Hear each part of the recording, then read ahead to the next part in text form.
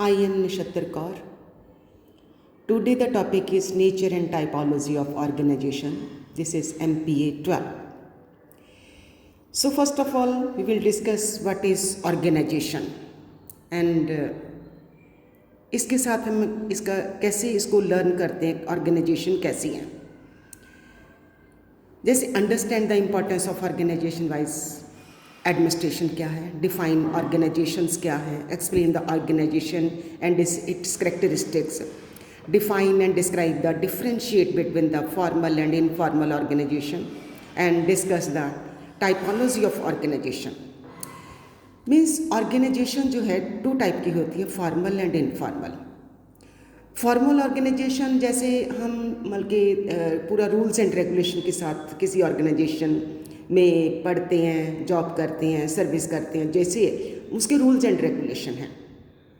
और informal organisation जैसे part time हम मतलब कि अपनी फॉर्मल ऑर्गेनाइजेशन के बाद कुछ पार्ट टाइम करते हैं, कुछ मतलब कि वर्क करते हैं, उसको इनफॉर्मल भी वो अरस्मी ऑर्गेनाइजेशन बोला जाता है.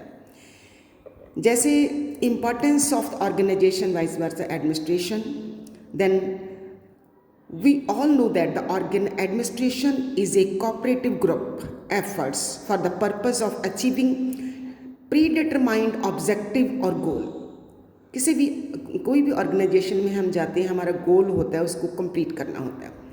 Public administration is an organized activity aiming by the provision of the service beside application of the constraint into the individual और the group of society.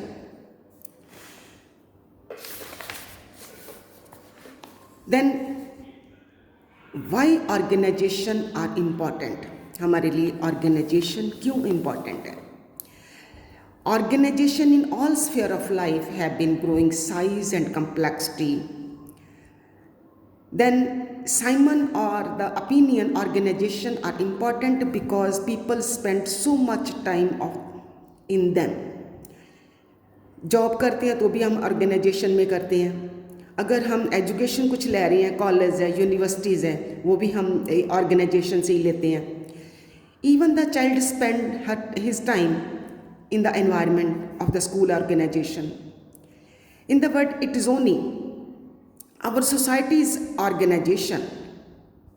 Society we are born in hospital, educated in school, employed by business firm, organization, governmental agencies also. We join trade union, professional association, right? In sickness and in health, at birth and a play. Life is modern industrial society in increasing conducted in the organizational setting. So organization are not a new invention. जब से इंसान शुरू हुआ है, जब से इंसान की बल्कि क्रिएशन हुई है, तब से ऑर्गेनाइजेशन जो है छोटी छोटी ऐसे चलती रहती हैं. बट आज के ज़माने में तो organisation each and every type की ऑर्गेनाइजेशन है. In the pre industrial society organisation have been created the pursuit specific goal in the view. Many sociologists organizational have become the dominant institution of the contemporary society. Now the meaning. The word organizing spring from organism, which means a structure which part or component integrated in such a way that their relation to the whole governs their relation to each and other. Means government बल्कि जो organisation का owner है उसके साथ भी relation है, और जो हम कर रहे हैं उसके साथ भी कोऑर्डिनेशन है. जैसे हमारा ऑर्गेनाइजेशन में हम अपने गोल को प्राप्त कर लेते हैं. ऐसे ही according to Chester Barnard, organization is a system of consciously coordinated personal activity और द फोर्स ऑफ टू और मोर पर्सन. हम ऑर्गेनाइजेशन में सो मेनी पर्सन को मीट करते हैं, उनका नेचर, उनका मतलब कंट्रोलिंग. उसके बाद है one more definition, an organisation is collection of the people engaged in specialized. Specialized means different industries हैं, डिफरेंट मतलब कि ऑर्गेनाइजेशंस हैं जो स्पेशलाइज ऑर्गेनाइजेशन है. Interdependent activity to accomplish a goal and mission. हमारा गोल कंप्लीट होता है और मिशन के साथ हम वो ऑर्गेनाइजेशन में काम करते हैं, राइट। ऐसे ही मैक्स वेबर की डेफिनेशन है, हर्बर्ट साइमन की डेफिनेशन है, इसके साथ ही इटजोनी की डेफिनेशन बड़ी अच्छी डेफिनेशन है। जैसे उन्होंने बोला है कि जैसे the main specific goal of corporation, army, school, hospital, crutches, prisons are included, tribes, class, ethnic groups, friendship group and families are excluded. It is only stress the following three characteristics of organization: division of labor, powers and responsibility. Each and every organization में जो आपको specialisation दी गई है उसी के ऊपर आप organisation में काम करते हो. Then division which are not random at the traditionally pattern but deliberately planned in enhance the realization of the specific goal. जो भी आप जिस काम पे भी आप एक्सपर्ट हो उसी ऑर्गेनाइजेशन में वही काम मतलब आप कर सकते हो. The presence of one and more power centered which control the concreted efforts of the organization.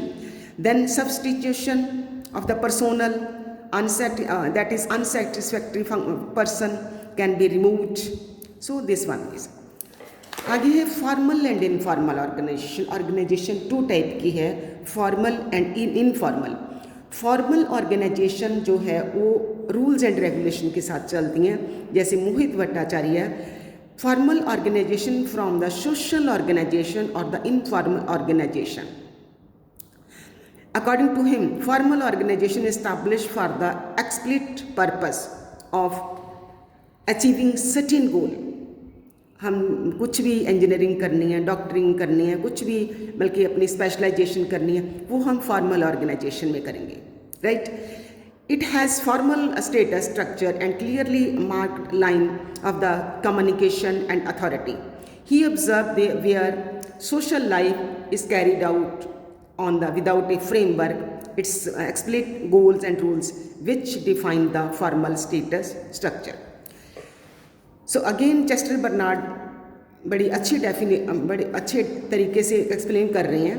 Formal organization is systematic consciously coordinate activity, force of one and more person. Such organization come into existence only when there are person able to communicate each other. Means so many group of people होते हैं उस organization में, expert भी, science and technology expert, who are willing contribute actions and accomplish common purpose to all. So as communication, willingness to serve and the common purpose are the three elements in this organization. Now the characteristics of organization. इसकी विशेषता क्या है? A formal organization is relatively stable. These are the stable organization. Formal organization हमेशा stable होती हैं और informal organisation वो person के ऊपर डिपेंड करता है उसने कौन सी पार्ट टाइम ऑर्गेनाइजेशन ज्वाइन करनी है. Then a formal organization grow and expand. Then the organization structure is based on the division of labor and the specialization. So the organization does not take any consideration emotionally effect. Then the authority and responsibility relationship created by the organization structure are to be honored everyone. So characteristics of the informal organization. Informal organization की generally a society evoke the own unwritten law. Each and every नहीं so many organization जो है उनका कोई unwritten बल्कि जो होते हैं वो अपने हिसाब से पार्ट टाइम ऑर्गेनाइजेशंस को प्रमोट करते हैं. लीडरशिप इज़ इनफॉर्मली आप डिपेंड करता है आपको कौन सा टाइम सूट करता है, कब जाना चाहते हो. Then there is stratification also within the informal organisation. बल्कि डिफरेंसेस होता है, each and every person same type का काम नहीं करता. Then function of the informal organisation. Number 1, communication of the intelligible facts, opinions, suggestions and suspicious, minimize excessive click of the political influence, इसके ऊपर political कोई influence नहीं होता, जबकि जो फॉर्मल ऑर्गेनाइजेशन है वो पॉलिटिकली बल्कि होल्ड होती हैं कई। तो promote self discipline of the group and make possibility of the development of the important personal influence of the organization. Now the relations and then the principle of organization. इसका Henri Fayol ने दिया है कि इसका division of work, हर organisation में division of work किया होता है। 50% है तो 50 टाइप का डिवीज़न ऑफ वर्क होगा। अथॉरिटी एंड रिस्पॉन्सिबिलिटी, अथॉरिटी जो ऑर्गेनाइजेशन चलाती है, रिस्पॉन्सिबिलिटी उनको जो अंडर काम करते हैं उनको रिस्पॉन्सिबिलिटी देती है कि ये काम करना है, और प्रॉपर डिसिप्लिन रखा जाता है। यूनिटी ऑफ कमांड होती है, एक बल्कि the subordinate employ should receive order from only one superior officer. ऐसे ही यूनिटी ऑफ डायरेक्शन होती है, काम किसी डायरेक्शन में करना है। Then remuneration of personnel, the salary and remuneration paid for the service and centralised. So many organisation centralise भी होती हैं, डिसेंट्रलाइजेशन भी होती है। Hierarchy means top to bottom relation in organisation from right and left, so many way इनका बल्कि hierarchically set होती हैं। एंड प्लेसमेंट, जिस ऑर्गेनाइजेशन में आप जॉब करती हो वहाँ पे प्लेसमेंट भी होती है, तो वहाँ पे आप जॉब कर सकती हो। इक्विटी एंड रिस्पॉन्सिबिलिटी है, स्टेबिलिटी ऑफ टेन्योर है, इनिशिएटिवनेस है, expertise of the corporate sector है। उसके बाद principles of the objectives, then division of work और the specialization, division of principles of the corresponding scholar system है। Principle responsibility, each and every organization की अपने department की responsibility होती है, अपने काम की रिस्पॉन्सिबिलिटी होती है। ऐसे ही principle span of control, principle unity of command, principle of coordination. Then this one more is the typology and the function, और the function and purpose. Organization का पर्पज क्या है? 4 टाइप्स हैं और typology: production, economic organization, political organization, so many integrative organization, pattern maintain organization. Production and economic organization same as managerial and adaptation maintain of organization. Means so many organization है जो each and every level पे बल्कि coordination के साथ काम करती है, owner के साथ कोऑर्डिनेशन करती है। सो मैनी डिसिप्लिन्स होते हैं, बल्कि प्रॉपर अपना जो एम है वो क्लियर हो जाता है ईच एंड एवरी ऑर्गेनाइजेशन में जो भी एम्प्लॉय काम करते हैं। ओके जी, थैंक यू।